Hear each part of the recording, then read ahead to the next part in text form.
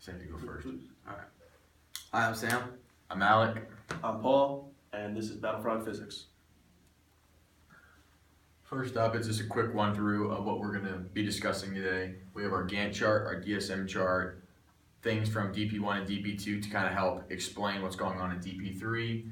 Then we've added a full assembly, product architecture, industrial design, assembly design sheet, and a cost sheet. Up first, we have our Gantt chart. Our Gantt chart's laid out such that the critical path is displayed in a red color, and these two blue tasks are not in the critical path, meaning they don't contribute to the overall completion time of the project. We are slightly behind right now, you can see this indicated by this green line right here, but we do plan on catching up by working over the weekend.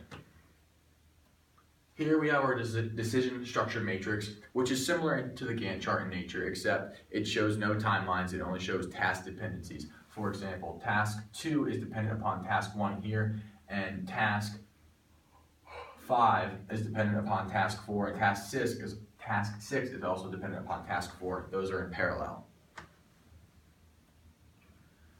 Here we go back to where DP1 and DP2 covered most of this topic actually. So first we have the customer profile. This is where we had just a generic physics teacher. This is the type of person that we expect to sell to most of the time, someone that wants to use it to teach a class.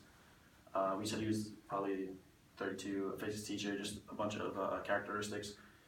In addition to that, we have the use case. So we have two types for the use case. We have the basic flow, which is the teacher buys a single unit and then assembles it in front of the class, showing them how to do it. Teaches them what we provided with the BRD, and then the alternative flow is the customer gives each student a machine and teaches them more personally, so that instead of having one machine and doing the whole thing in front of the class, they give each kid a machine, and each kid is able to build it personally. After that, we have the post condition, where students remain attentive and have applied what they've learned from the machine. Essentially, it's just we want them to be able to soak in the knowledge more through the BRG than they would probably be able to through a traditional classroom setting. And finally, business rules. Customers will use the machine for teaching physics. That's pretty much a given. Here we have the customer needs. We went through 5 different types of customers that would be interested in this in our BRG, and essentially these are the 5 main topics that kept coming up consistently. They did talk about plenty of other things, but these were the main 5, which were allow for more room for error in the setup, so that everything doesn't have to be as perfect. We have to remember that these will be high schoolers that will be assembling this. They're not going to be full-fledged engineers.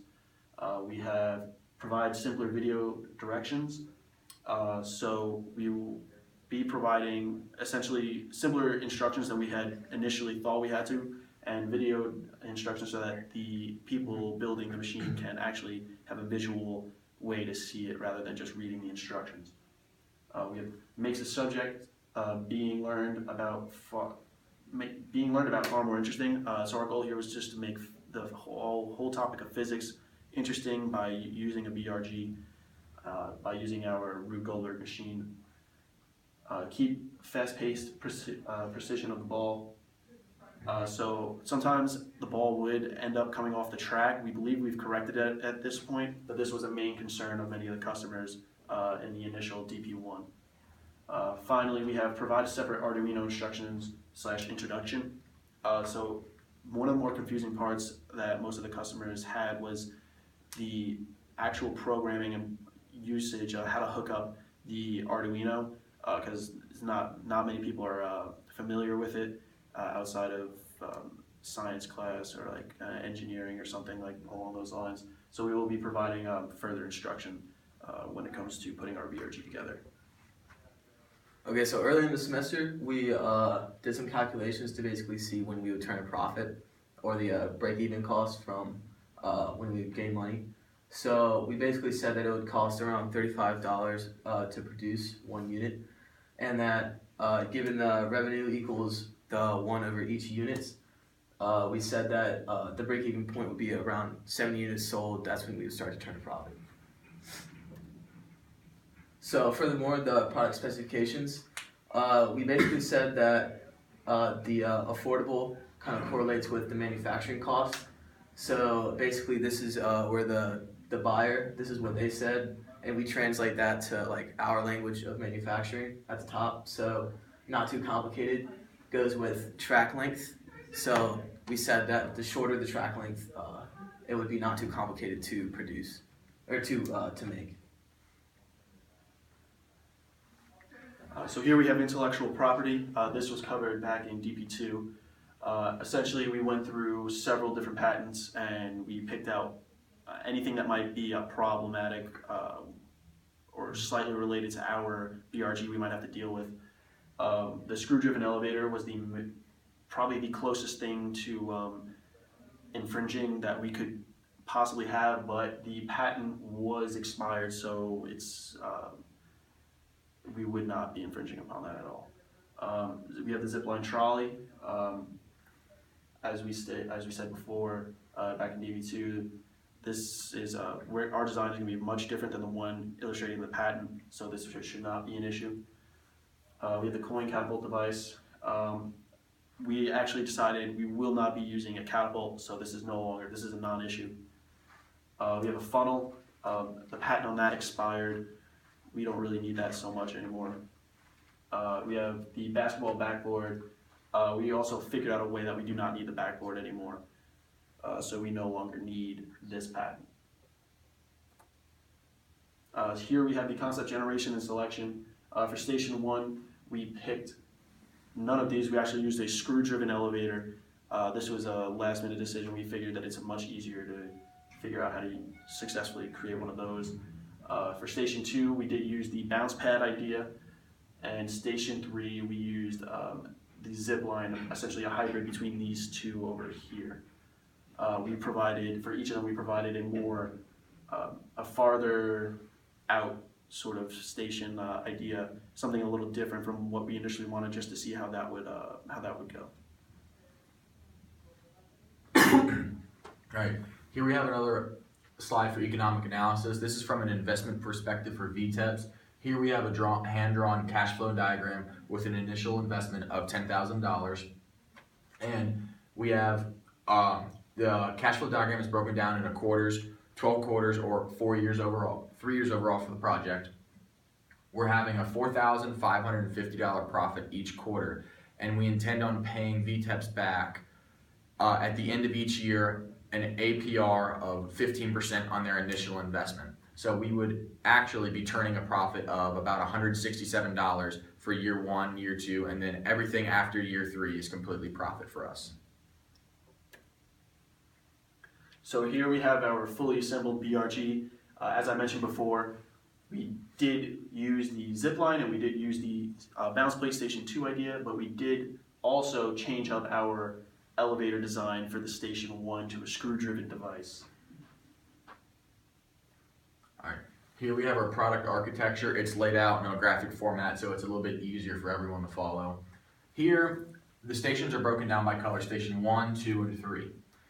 We have the entry point here, which is going to be a ramp, which is not included in the CAD model. Station 1, like Paul said, is the screw-driven elevator. This portion right here will not be actually moving. The screw will just be rotating via the Arduino. And then the ball will go up the shaft and then around the track, and then the track always serves as a transition from station to station. So here's a transition point, here's another transition point, and here's the final transition point. Station 2 is the bounce pad. The ball will roll and with some initial velocity, and it will bounce from section to section. And then it'll finally reach this final point where it'll have some velocity and it'll get pushed down the zip line where it'll go onto the exit ramp. Here we have our industrial design where our team kind of rated each aspect of the project with our values and the values of our customers in mind. So for like ease of use, they're high school students. So the ease of use is very important because if something's very difficult for a user to use, they're not going to have a good interaction with the product. Ease of maintenance, we gave it a medium rating because it's made of very cheap materials and it's more efficient to buy a brand new machine. Quantity of user interaction, quality of user interaction, novelty of the interaction, and safety are all given a high rating due to the values of our design team and the product overall.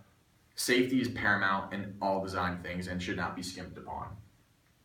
The aesthetics of the product, they're all given a medium rating because, like I said, it's a BRG. There are some out there, and it's going to be more difficult to transition from product to product. Okay, so for the assembly time worksheet, we basically broke up each operation for the assembly of each part. So for instance, installing the motor or installing elevator supports. The number of times represents how many times each one has to be installed. So the zipline supports, there's 4 supports for that, so 4 times. The manual handling time is time for 1 part, and then the manual insertion time is for how you insert that with the next part.